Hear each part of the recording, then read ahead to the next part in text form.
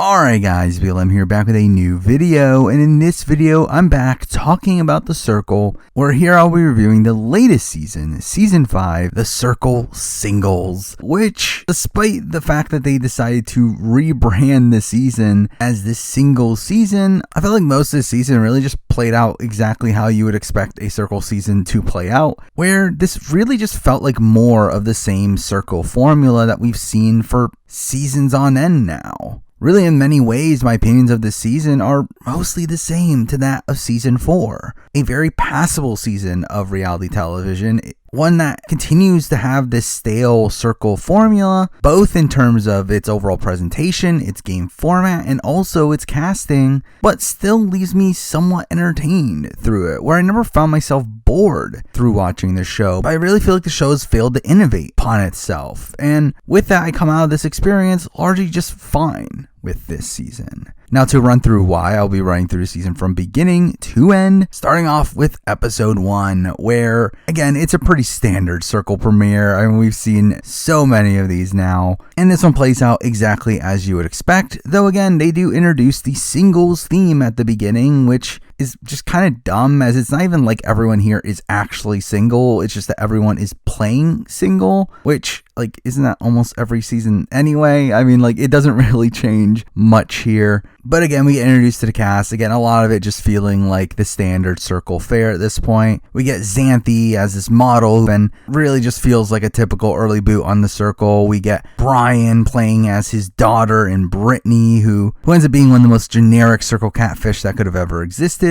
We get Brett from Big Brother, which was interesting. I mean, really weird of all people to cross over from Big Brother. It's Brett from BB20, but I did find him to be fun on Big Brother, though I do feel like his transition to the Circle here was not the most riveting TV. We then get Raven, who is just fantastic casting here. Obviously being deaf, though she does have an interpreter, but again, having a deaf player play the Circle feels like such a perfect casting choice. Where again, this is probably like the only reality TV competition show where someone isn't disadvantaged from being deaf. And with her also being a fantastic character to boot, again, I thought this was great casting. We get Marvin, who also a really strange figure now, with the fact that he was supposed to be on Big Brother 24, however was cut when it was learned that he was going to be on the Circle. And Marvin also ends up being pretty good casting here. I think pretty perfect casting for the Circle, though I do wonder if he would have been as good on Big Brother. Then we get Sam, who ends up being this fantastic character here as well, being this fun, unfiltered figure for the show. We get Chaz, who calls himself Shampoo Poppy, which is just such a weird nickname, but he ends up being a solid player and an interesting personality on this season. And then we get Billie Jean, who was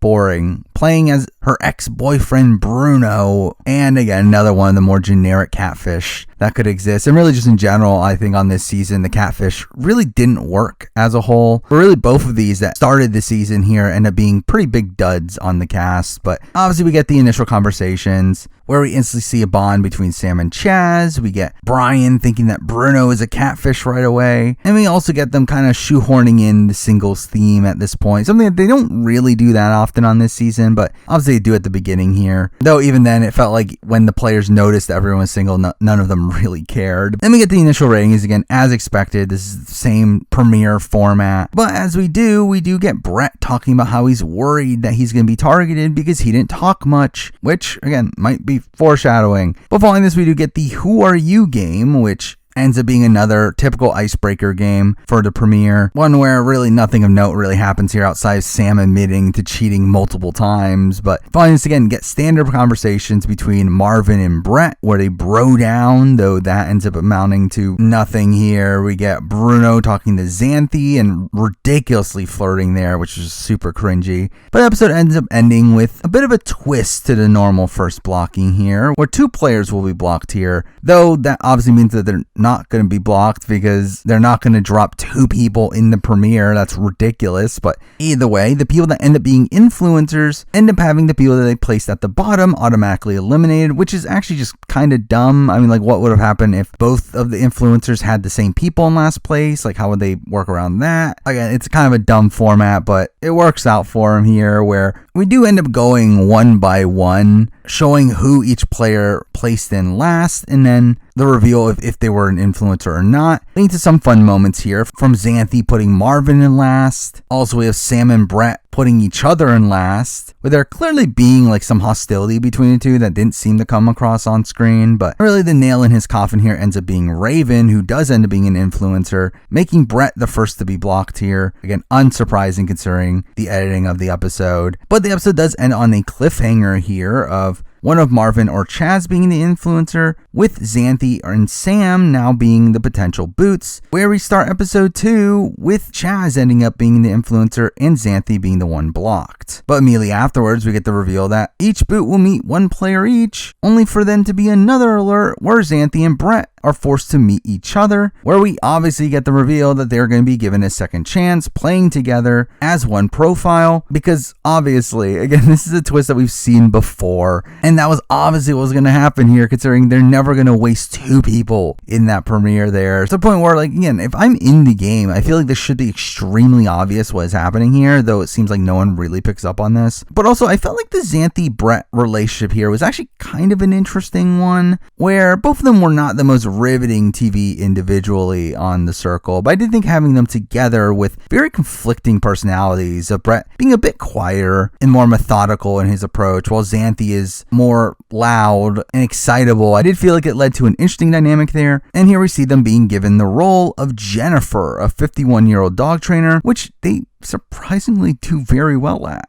which typically doesn't happen when players are forced upon a preset profile. But instantly here, we do see Brett wanting to target Raven, after Raven's revealed to be in first, which I will say Brett overall on this season did seem to play pretty strategically, bringing the strategy that you would see on Big Brother over to The Circle, which is something I do commend him for. To enter the game alongside Jennifer here, we do also get another new player here, that being Tom, a comedian here, who does have a pretty fun energy here, and I think does become a pretty fun character across this season, which he is British, which I should mention that Billie Jean is as well, and this does become the first season to really incorporate British players into the main game, which for a game like The Circle, it doesn't really play that much of a factor, considering there's no one-on-one interactions within the game. But the fact that he is British here does lead to some humor in the fact that he's incensed over the fact that no one knows about the Tower of London, which I will say, like, how do they not know about the Tower of London? But whatever, I guess. But really the rest of the episode ends up being largely revolved around these new players. We get this game where the new players are forced to use pickup lines, and the winner of the game gets to go on a date with another player, which Jennifer ends up winning and ends up going with Tom anyway,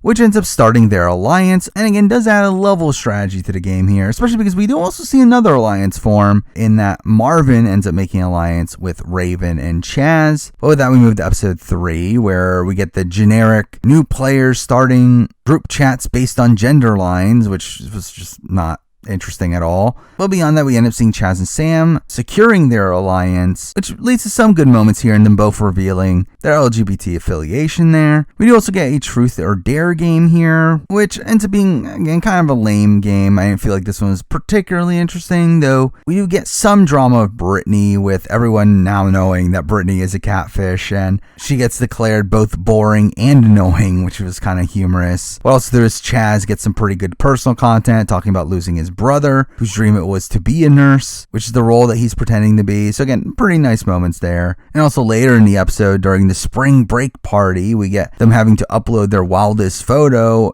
and there we see Brittany picking a photo with her kid, which no one ends up liking, and really just everyone seemed to be completely out on Brittany at this point, with just open talk about how she's a catfish. But also this is where we do see the start of this Raven Marvin showmance, with them starting to flirt, which really ends up being pretty solid content for both people involved here. Again, while the relationship becomes much more rocky moving forward, I thought both Raven and Marvin were able to keep what would typically be really cringy moments to still be entertaining here. But then we eventually get to the ratings, where it really felt like we were just going to get more of the same, and it really didn't feel like the dynamics had shifted that much, with both Chaz and Raven still being very popular, and we do see them get at the top once again. But then we get the really boring twist that they do every season of them them both now needing to openly save one player each, to which Chaz saves Sam as expected, while Raven's choice here ends up being the cliffhanger for the episode, which is really dumb, as we transition to episode 4, where she obviously saves Marvin, which there was really no doubt there for me. But really episode 4 again ends up being a lot of the campaigning here, with Chaz and Raven obviously needing to block somebody, and we get the generic setup here of each of the potential boots here talking to one of the influencers, with Chaz talking to Bruno, with Billie Jean finally opening up to Chaz there, which does seem to put Bruno in Chaz's corner,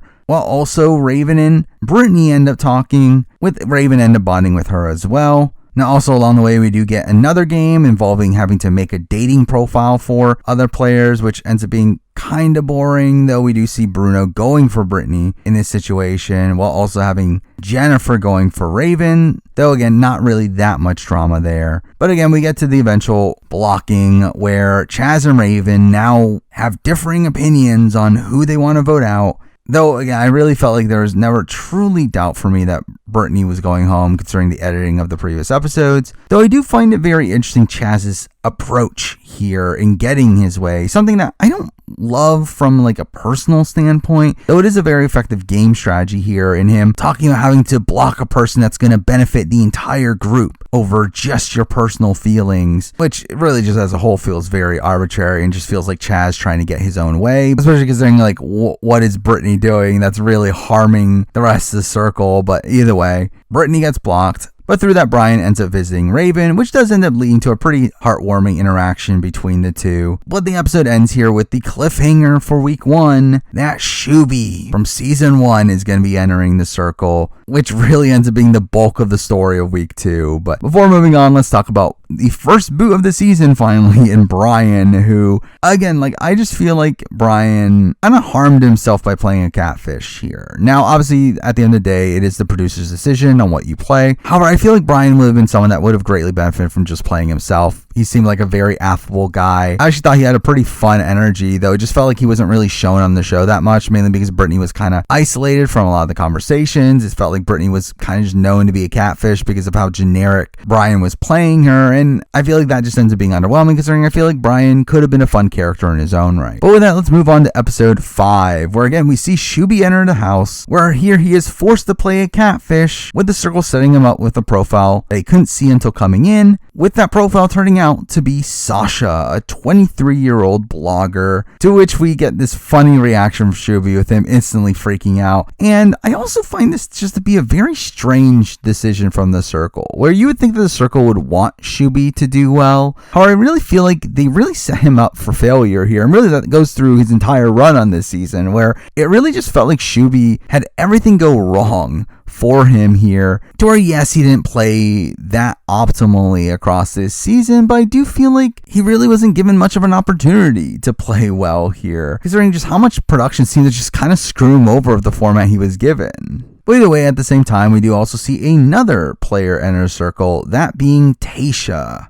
who is catfishing as Tamara, which I really didn't see the point in her catfishing either. I mean, it really felt like this was just solely so that she could act single and flirt with the guys. But I feel like this is another situation where it's like, why not just play as yourself? But really, she doesn't end up playing a catfish poorly here. It just feels like a pretty marginal change there. But here we end up finding out the first twist involving these new players, where 24 hours after these players enter, the other players will be asked who they want to follow, with the player with the lowest followers being at risk of being blocked. Which I find it strange how they word this, in the sense that my interpretation was that, okay, they're going to be up for elimination, as you would expect, but they don't. Instead, they end up being given safety, to where they end up being the sole vote to evict, which is just weird. But either way, we follow this up with everyone getting a message from Brittany and everyone being shocked at it being Brian, and talking about how, yeah, he should have just played as himself, which was just kind of funny to see even the circle themselves showcasing how unbeneficial it is to be playing as a catfish. After that, we do get a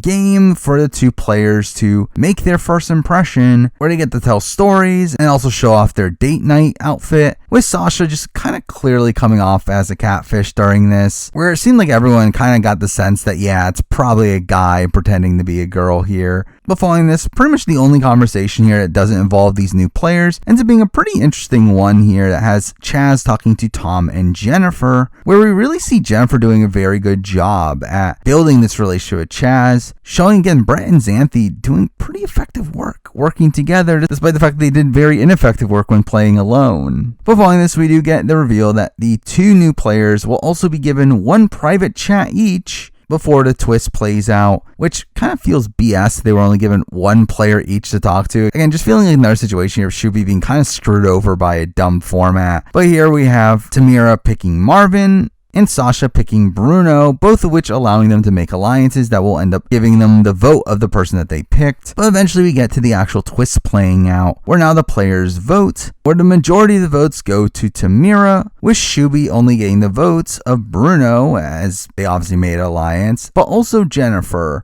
And this is where we see the full rules of the twist get revealed, where the people that end up voting to keep Sasha are now the people actually in danger, with Sasha having to block one of the people that voted for her to stay, which is just an insane twist here. Again, really just screwing over Shuby and making him get rid of one of the only people that are on his side, but also putting all the brunt of the blame for that decision on him, despite the fact he just entered. Really just portraying him in a bad light right from the beginning here. But either way, it takes us to episode 6, where again Bruno and Jennifer are in danger, and most of this episode does involve their campaigning to Shuby, where Bruno ends up being largely ineffective here, not really even trying to campaign, while Jennifer ends up doing, again, really effective strategic work here in first approaching Tom, strategizing with Tom on how to save Jennifer, and utilizing Tom to make a deal with Sasha that seems to play a major influence into Shuby wanting to keep Jennifer around. Now also here we do get a couple notable conversations from us getting this typical catfish conversation of Tamira not knowing anything about makeup, despite supposedly being a makeup expert, making Tamira have to go through her notes as Sam questions about makeup, and kind of standard catfish conversation there. We also get Raven and Marvin flirting once again, though again, both being really fun characters throughout it. That still makes it fun TV. You also get the Getting Clayed game here that has each of the players having to make a clay model of their best feature, which was just weird, which Shuby ends up, again, really just not playing his role well here by making a heart, not seeming to be this 23-year-old blogger character that he's supposed to be. But Marvin ends up winning here, and the winner of this game ends up going on a date, which you would think that, okay, they would go on a date with a person of their choice, but no. Instead, they just throw in this random rule here that Marvin has to go with the person that he personally voted for in the vote, leading to him having to go with Tamara, which definitely felt like production influence here, where it very much felt like them wanting Marvin and Tamara to flirt so that they would get this love triangle storyline that does end up happening here. Though again, unlike the Marvin and Raven flirting, I felt like the Marvin-Tamara flirting was just not as interesting to watch, where it just came off more cringy. But we end the episode here with the decision finally being made, where Shuby ends up deciding to block Bruno. Which, I mean, was kind of expected based on the edit here, though ends up being a pretty bold move here from Shuby, where he obviously had made a deal with Bruno beforehand, and we obviously see this information eventually leaking, which, he should have expected that to be the case. So for him to vote out the person that he made this direct deal with is obviously a bold move, but also ends up being a person that really votes with him because he makes a deal with them, which feels even more cutthroat, which I will say is probably the best case scenario from a story perspective from Bruno, where I guess we might as well talk about Bruno, or Billie Jean, who, again, was not the most riveting TV here. Definitely one of the more boring characters on the show. Really did not do much for me. However, I do feel like if they were going to go out, I feel like this would be the best way for them to go out, in this really tragic way of them being in danger because they decided to try to save Sasha, only for then Sasha to be the one that votes her out. Again, a pretty tragic outcome for her story, but outside of that, did not really get much from Billie Jean. But now let's get to episode 7, which ends up being a pretty slow episode in my eyes, but not much of note truly happening here. We do get Bruno meeting up with Chaz, which was obviously a very cordial meetup. Though we do get a lot of Sasha being thrown under the bus in this episode, with obviously Billie Jean telling Chaz about their deal, but also throwing her under the bus during her message. So here we have Shubi having to do damage control, having to fight off against people's questions of him, which again really just puts him in such a terrible position here. One that he really isn't able to fully recover from. Now also we do get a trivia comp in this episode, which ends up being pretty boring with really nothing of note here, with everyone but Raven getting their questions right. We do once again see Jennifer doing a very effective job here in building relationships, where she ends up now building a relationship with Sam, which Sam ends up adding Jennifer to her alliance with Chaz. We also get a glam party here, where really out of nowhere during this, we just randomly get the addition of the final new player for the season, in that being Oliver, who again has a really fun energy here, kind of typical circle casting choice here. Though considering his late entrant here, doesn't really get that much screen time across these next few episodes. But really a major storyline of this episode also ends up being the start of the downfall of Marvin, where Marvin and Tom end up having a talk about his date with Tamira, to which he ends up coming off very bro-y, turning off Tom in that instance. But also we get the cliffhanger of the episode being Tamira talking to the women about Marvin's flirting, leaving Raven completely shocked, taking us to episode 8, where we have the women bonding together now to take out Marvin. Feeling like a nice way for this storyline to progress, as again, it could have easily just become Raven versus Tamira, but instead for them to bond together through this and now turn against the guy that's flirting with both of them ends up being a nice change of pace here. But also here we end up getting what was a moment that I remember gets propped up in the trailers as what could have been this big strategic moment for a show, but it all amounts to nothing, in Shubi recognizing the fact that there are more newbies than there are OGs, and through that decides to try to form a newbie revolution, one that no one seems to truly be on board with. Or outside of Oliver, who just joined the game, everyone else voiced their very clear apprehension with the plan, where Shubi just really comes off extremely forward here. Now he kind of has to be, considering the bad position he's already in, which again I just think was a lot of it perpetuated by production screwing him over. But again, he doesn't play this the best either. But despite this being like decent strategic play, again, this is probably the correct strategic move to make, it doesn't end up being effective, largely because no one truly seems to be on board with working with Sasha long term anyway. But following this, you get the typical game of asking anonymous questions, leading to the typical calling out of catfish, with Sasha being called a man with a plan, which again, obviously. But also Marvin ends up being targeted by the two women, leading to some fun reactions from him. And this is immediately followed by the ratings, where we see Marvin end up coming in last, in this pretty big fall from grace from him, with him being relatively high before this. But also here we see Tom getting first place immediately after having had this pretty emotional moment where he finally opened up to the group. But also second place here ends up being Chaz, once again putting them as the influencers here, where we end this episode with the blocking. That really comes down to Tom wanting Marvin out while Chaz wants Sasha out. However, again, Chaz ends up being effective here in once again highlighting how Sasha needs to go because of the way that she's affecting the circle, seemingly due to the fact that she kind of lashed out a bit during the anonymous question game, which felt kind of ridiculous, as what do you expect when you're calling her out? But either way, here we do see Tom relent and let Sasha go here, something I do think was a pretty bad move for Tom, where I did feel like Sasha was a number for him. And again, we just see Chaz getting his way once again, so good on him. But Shubi leaving the game here, we do get the reveal of another twist, one where the person that he ends up picking to meet up with will be someone that will get a new power. Again, something we've seen before, but Shubi ends up picking Jennifer, which leads to a fun meetup with Shubi instantly recognizing Brett from Big Brother. But again, the cliffhanger for week 2 here ends up being the fact that Brett and Xanthi will now be given the hacker power, which feels very apt considering Brett was on BB20, which also had a hacker twist. But before moving on, let's talk about the boot here in Shubi, which again, I just feel like he didn't have a chance. I really do feel for Shubi on this season, where it really felt like everything went wrong for him. It really felt like the overall structure of this week here felt like one that was set up for him to fail. Where, yes, he doesn't play it optimally. Again, he is a bit too forward in his conversations and did not play this catfish role that well. But, I mean, even that is something based around what production decided for him. And,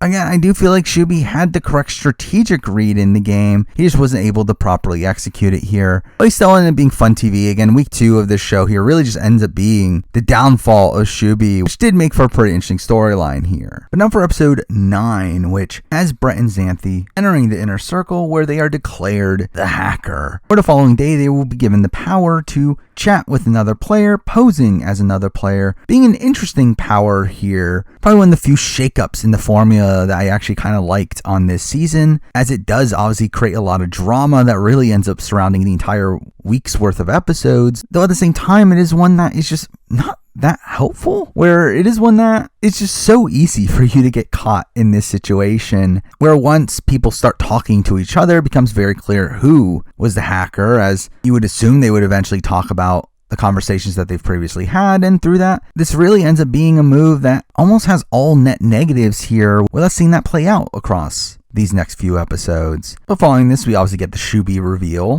which has Jennifer pretending as if he didn't visit her, to which it seems like no one truly believes her there, starting to show this crack in Jennifer's game after having seemingly played a very strong week 2. But we follow that up with Tamira being upset at Jennifer for calling her out during one of the games in the previous episode, and through that they have a very awkward conversation that Tamira doesn't end up taking well, making the two clearly targeting each other moving forward. But also here we get the return of the Marvin storyline, with Tom telling Raven the things Marvin said about Tamira, and also Marvin talking to Chaz and finally realizing that the two women must have talked, and through that we see Chaz literally giving him exactly what to say to apologize to Raven, which was humorous. But this leads up to the inner circle where Jennifer finally has to impersonate another player, with them deciding to use this power to target Tamira, with the plan being to impersonate Chaz and to talk to Sam, pretending to have information about Tamira leading the revolution in order to turn Sam on Tamira, which does seem to be effective at first here. However, again, this just ends up being a really sloppy play, especially with them trying to impersonate Chaz, who is the type of person that's obviously not going to let this go once he figures out that someone has hacked into him. But also beyond that, they end up using terms that Chaz and Sam only use when with Jennifer, which when Jennifer is using that to impersonate Chaz, that obviously makes it so that it has to be Jennifer as the hacker. So again, all really sloppy play there, though again, seems to be working at first. Also here we get more showman's content from Oliver finally being on the show, and him talking to Raven, bonding with her, and wanting her to help him with starting a showman's with Chaz, which, I mean, doesn't really play much of a factor moving forward, but again, nice to see an LGBT showman's on a reality show here. But the episode ends here with Marvin talking to Raven, finally apologizing to her, though really again it doesn't really amount to much, as Raven again accepts his apology, though still is targeting him anyway. But now for episode 10, where we do start it off with Jennifer talking to Tom, with her revealing the information that Tamara is coming after her, which was the truth. And this is kind of weird considering Tom seems to later believe that this was all a lie when he figures out that Jennifer is the hacker, which again, these two things aren't really correlated, which to be fair, that's kind of the norm for Tom. Now following this, we also get back to Marvin, who apologizes to Tamara as well in a similar way that he did to Raven, to which he gets pretty much the exact same response. Also, we get the follow-up on the Oliver Chaz showmans, with them being left to flirt here and also sending each other photos, which again, nice to see this diversity represented on the circle. But this is followed up by the eventual ratings, where here we do see Jennifer's plan against Tamara working effectively, with Tamara being placed pretty low, with Sam ending up placing Tamara at the bottom, leading to Tamara being in last place, all while Raven and Sam end up being the influencers. Obviously a pretty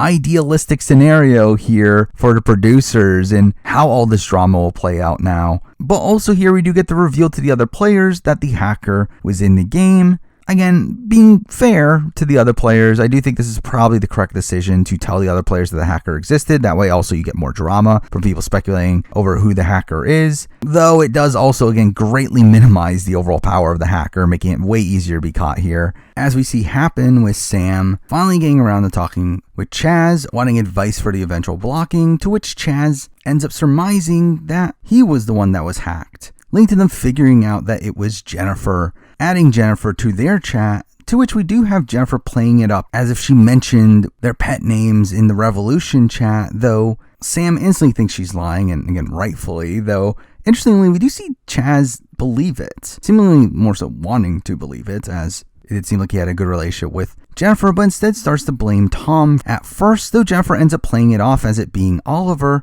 to which Chaz ends up buying into that as well. But either way, this all leads up to the eventual blocking, where again, we do have Sam now being conflicted over this decision, talking to Raven and telling her what happened, though Raven still wants Marvin out, leaving this episode on the cliffhanger of who they're going to block, which we eventually see ends up being Marvin. And again, Marvin was still great TV on this season. Again, perfect casting for the Circle, being this ladies' man that can't help himself, but even beyond that, having a lot of this like golden retriever sort of energy of just being this kind of gullible guy that ends up having some fun reactions to things. Like, I really did feel like Marvin played a pretty fun role on the Circle here. Now, again, if he was on Big Brother, I don't know exactly how it'll turn out. He doesn't seem like he has the strategic chops for Big Brother, though, again, for the Circle, I think he was a perfect fit. But with that, we get to episode 11, where again, we started off with Marvin being blocked, leading to him meeting up with Raven, which does end up being a pretty nice meeting between the two, with Marvin continuing to apologize to her there. Though following this, we do get Marvin's message, which does have a couple humorous moments here. One in the fact that Xanthi ends up being attracted to Marvin, to which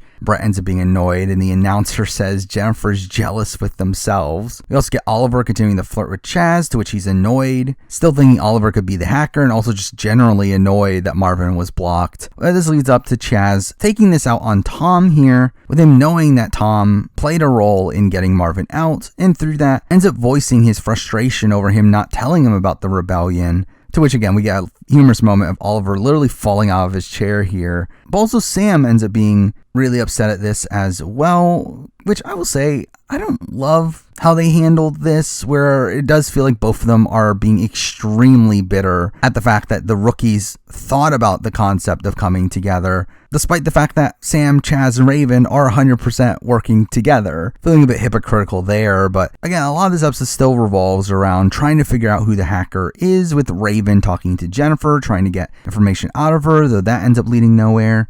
We get Tom talking to Chaz one-on-one, to which Chaz voices his frustrations at him, ends up telling him the info he knows about the hacker, which leads to Tom surmising that Jennifer is the hacker, which culminates at the end of the episode, though first we obviously have to have a game here, this being the Dress to Impress game, hosted by Tan France, who, again, I barely know who this person is, but they just have to dress up mannequins, and again, this was just kind of boring. But Chaz ends up winning here, taking Sam on a date, which Oliver gets upset by. Though this does end up being a nice bonding session between the two. But again, the episode does end with Tom finally confronting Jennifer, asking if she is the hacker, to which we see Xanthi and Brett being on two opposite sides of this approach here, with Brett wanting to deny it, while Xanthi wants to reveal it to him, to which Xanthi gets her way here, to which Tom's reaction to this is a bit strange in my eyes, where, again, he gets very upset over, like, how much Jennifer had lied to him, which, again, like, was never really the case. Though we do end this episode on this cliffhanger of him not knowing what to do with this information,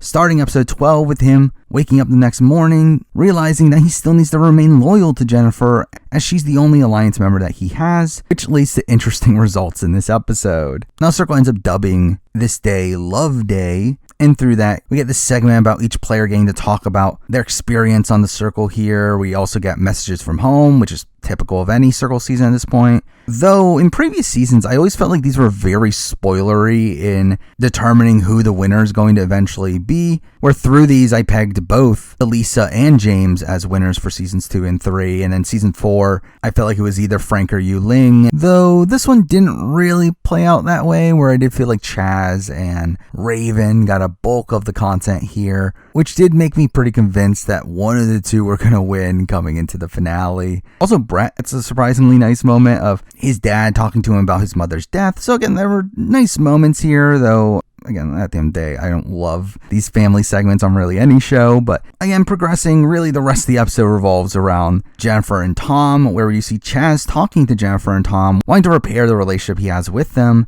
even though at this point he does seem to be back on board with the thought of them being the hacker, and really this ends up being a strong move from Chaz, One that, again, don't really know how intentional it really is, though him rebuilding his relationships with the outsiders is theoretically a really savvy move, especially coming into the final round, and is one that does greatly benefit him coming into the ratings, where that obviously gives him a bump there, though at these ratings, we do get the reveal that the bottom-ranked player will immediately be blocked, leading to a very different strategy on how to approach this rating. One that, again, most people seem to just play it pretty baseline, do what they would have done anyway, though this is where we get the big dramatic moment for this episode. Something I thought was really great TV in that Brett recognizes here that they need to put Tom in last, where Jennifer is pretty screwed in this situation, more than likely going to be in last place if they don't do something about it here, with both Jennifer and Tom being looked at as big targets. So Brett recognizes that the only way to save themselves here is to put Tom in last, which should drop him in the ratings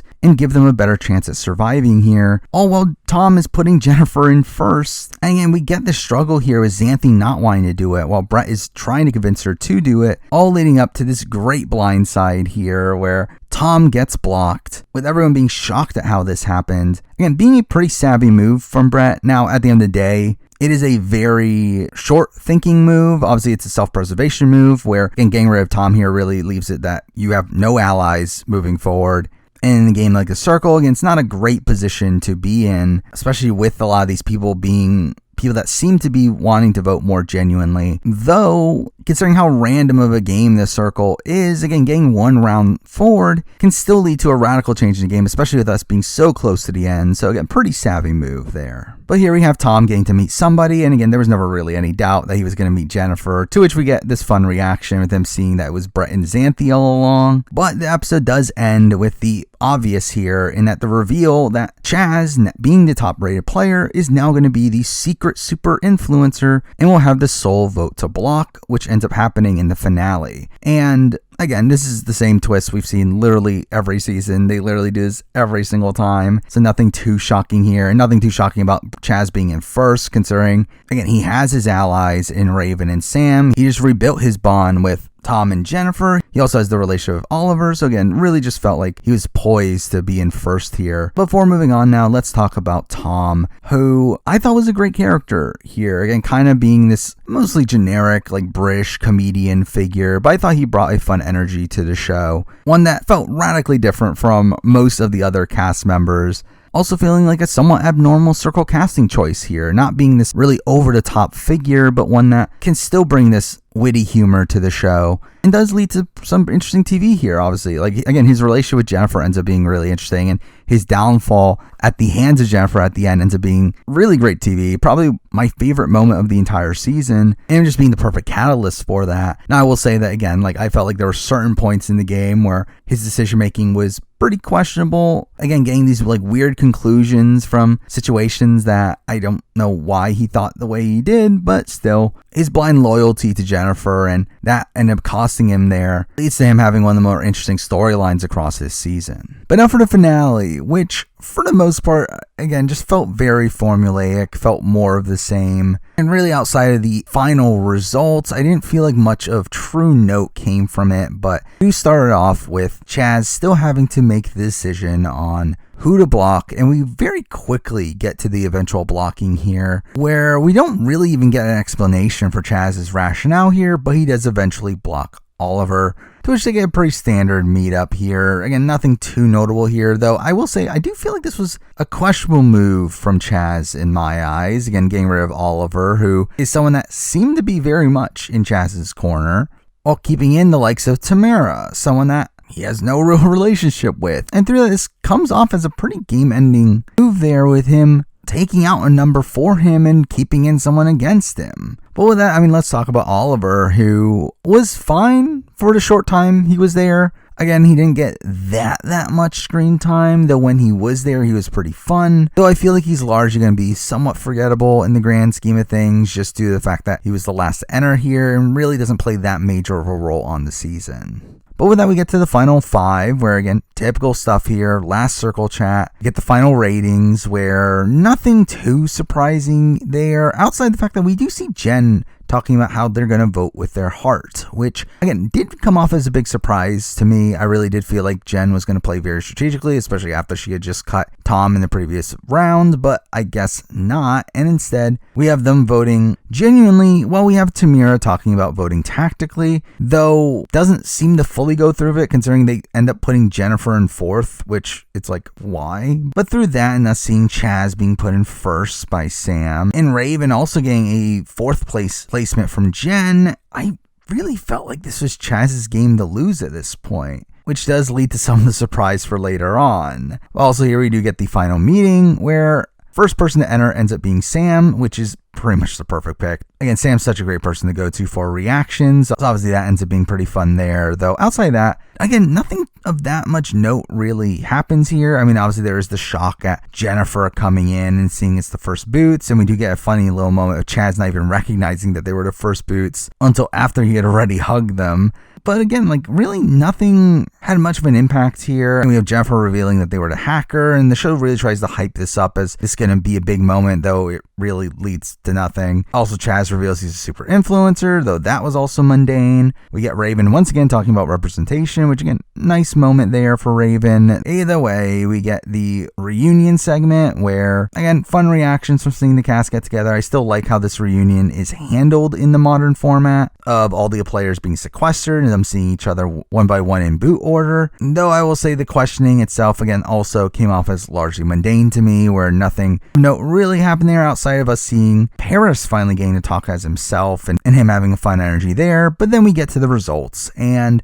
really everything went pretty by the numbers for me at first. Again, Jennifer in last, then Tamira, then Raven, and kind of as expected based on the ratings we saw. And we get this great final two of Chaz and Sam. Again, obviously this very solid pair from very early on, but then we get the reveal that Sam ends up winning here, which obviously was in the cards. I mean, I didn't think it was a 0% chance here, but again, considering how Chaz seemed to be primed up to win here with people voting more genuinely, I was actually genuinely surprised to see Sam come out as the winner here, though I did think it was a great outcome to the season. I do think Sam is a very satisfying winner here, again, being a really incredible character, and seeming to be someone that really needed the money. And we see her instantly get emotional and talking about how she's going to be able to take care of her family. We get her video call from mom, which was this really nice moment. And like Chaz ends up being really supportive of her as well. Again, like I just feel like overall this was the best possible outcome in my eyes, where it is a shocking outcome to me. Again, Sam not being this massive front runner for the entire season that you would expect to go on to win, but still being a very likable presence and one that I was very happy to see win. But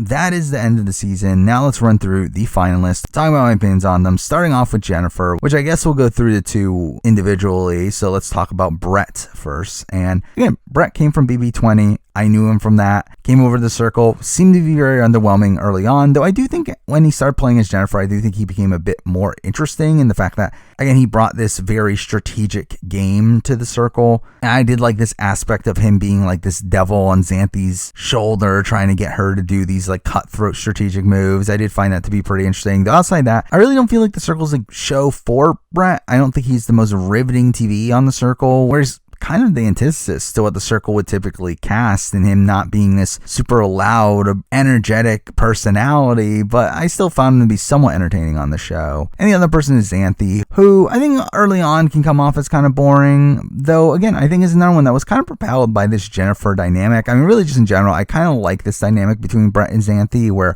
Brett is this mellow, mostly chill guy, while Xanthi is this really loud, emotional person who is, again, more of the typical circle casting choice of someone that really hams up every little reading of the messages, and I found that to be pretty entertaining here. Now, as a whole, again, she doesn't really stand out too much in the grand scheme of the circle, but I did think on this season, with this dynamic with Brett playing as Jennifer, I feel like there's enough there to make her somewhat entertaining on the show. Next, we're moving on to fourth place, where we got Tamira, or Tasia, and I thought she was pretty fun TV here. Again, a lot of that came from the relationship with Marvin and ratting him out to Raven. I thought that was pretty entertaining, even though, again, the actual flirting was very cringy. But I think she made a pretty big impact on the season there. Though, as a whole, I feel like she kind of like peters off towards the end of the season, where it felt like her content definitely started to wane, with her not being as relevant to the storyline after week 2. Though I did think the week 2 that she got was pretty entertaining, though again, never really felt like a serious threat to me to win the season. So we got Raven, and again, Raven was a great casting choice here, as being a great representative of the deaf community on the show here. Again, a community that would really excel in the Circle. Again, the Circle is one of the few games where there are no inherent disadvantages from being deaf. And I feel like because that having a representative of that community on the show is just great inherently, but also just outside that, Raven is just a great casting choice in general. I feel like she's just a typical Circle casting choice that just so happens to be deaf. And I felt like that brought a fun dynamic to the show here. Something definitely new for the Circle that made her casting here stand out. Though again, was surprised to see her rated so low at the end. I mean, she was someone that coming into the season I was very much expecting to be a favorite to win. Though it just seemed like she kind of lacked in that relationship with Jennifer, and that really ended up costing her at the end. Next up, moving on to Chaz. And Chaz kind of surprised me on this season. I think coming into the season, I didn't really expect much of him, though he ends up really running the entire show this season. I mean, he's at the top of the ratings the entire season. He was the central figure within the entire group dynamic the entire season, and it really seemed to set the pace of this season, creating this notion of making decisions that are better for the group, which, again, as misguided as I personally feel like that is, again, it doesn't change the fact that Chaz was a very influential figure on this season and ends up playing a very impressive game here, to where if he had won this season here, I think he would for sure be in the conversation of best Circle players of all time, and to be honest, is probably still in that conversation without winning here. Though I will say again, like I do think his vote off of Oliver was probably a game-ending move there, which I do think makes it so that he probably lacks a bit from a strategic standpoint and from a killer instinct standpoint, though at the end of the day, still was a pretty good casting choice. I felt like he brought fun energy to the show, and also it turned out to be a good player as well. And then we got the winner in Sam, who again, very happy to see her win. I think she is a great character, had great reactions to things, had this really raw and filtered energy to her that was fun to watch. And beyond that, was also a solid enough player. Now, she's not one that started off in the high point that Chaz and Raven did, but was still able to ingratiate herself with them and still build strong relationships beyond that.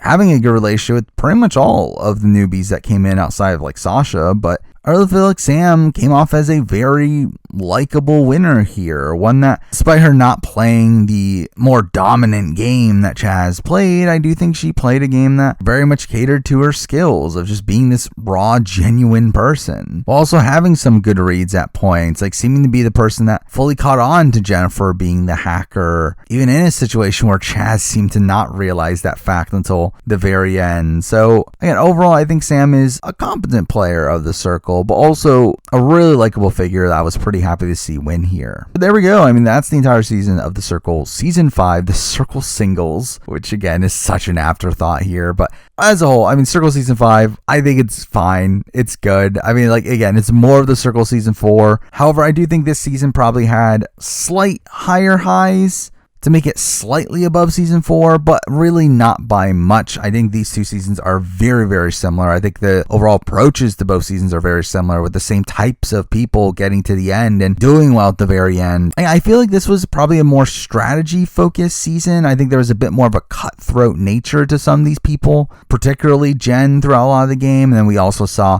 a lot more alliances forming on this season. I think, again, kind of elevates it a bit, but still at the end of the day, it's still the same tired format of the Circle that we've seen for years. That again just really ends up highlighting how much I want the show to shake it up a bit. Though considering its current formula, it's not a bad season for what it is. It's just one that has become a bit repetitive. But there we go. I mean, those are my thoughts on the Circle season 5. Now moving forward, I do want to do a Circle season ranking, a video that I've been wanting to do for a while now, and now that every Circle season that we know is in production has been released, I feel like now is the perfect time to do so. And with that also comes the fact that, again, there's no real word as of the time of this recording about another season of the Circle. So not entirely sure if I'll be back with another Circle review down the road. Again, hopefully the show comes back. Hopefully it's able to shake up its formula a bit, but obviously there's just uncertainty over whether or not that'll happen. But if it does, I'll be back with another review at that point. But for now, that's the video. Thank you for watching.